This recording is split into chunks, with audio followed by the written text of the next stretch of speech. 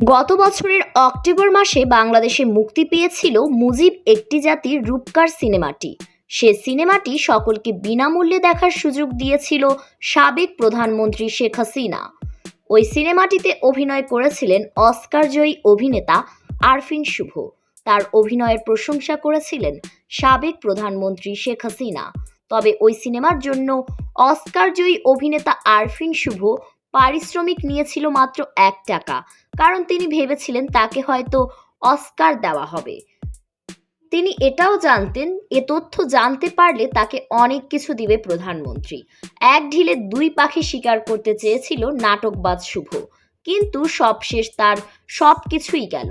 টাকা তো পেল না, তার প্লটটাও গেল। বেচারা, কত স্বপ্নই না সে দেখেছিল।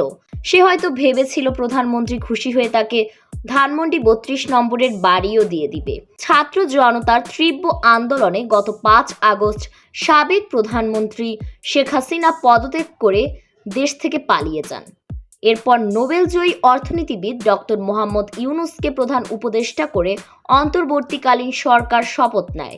এরই প্রেক্ষিতে সংস্কৃতি অঙ্গনে অভিনেতা আরফিন শুভর বরাদ্দকৃত 10 কাঠা প্লট বাতিলের দাবি উঠেছে। নেটিজেনরা বলছেন শুভর উচিত এই জমি সরকারকে ফিরিয়ে দেওয়া। কেউ কেউ অবিলম্বে রাজউকের দেওয়া এই বরাদ্দ বাতিলের জন্য সোচ্চার হয়েছে।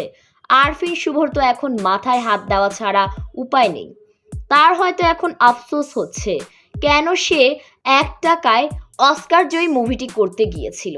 এখন তাকে নেটিজেনদের তোপের মুখেও পড়তে হচ্ছে। রাজকের প্লটের বিষয়ে অভিনেতা আরফিন শুভর মুঠোফোনে যোগাযোগের চেষ্টা করা হলে সে তা রিসিভ করে না, কারণ সে তো আর প্লট দিতে চায় না। কেই চাবে এত দামি প্লট অন্যকে দিতে? নাটকবাজ অভিনেতা ভেবেছিল পা চেটে সে অনেক বড় হয়ে যাবে, কিন্তু মানুষ এখন তো আর বোকা নেই যে কিছু বুঝবে না। তারা এখন সবই বুঝে, তাই তারা আরফিন শুভর ফোন দিয়েও বুঝতে পেরেছে। একই সময়ে কিন্তু রাজক চিরঞ্জীব মুজিব সিনেমার প্রযোজক লিটন হায়দারের নামেও 3 কাঠা জমি বরাদ্দ দিয়েছিল। সে জমির কি হলো তা এখনো জানা গেল না। হয়তো দুজনের বিপক্ষে এবার আন্দোলনে নামবে জনগণ।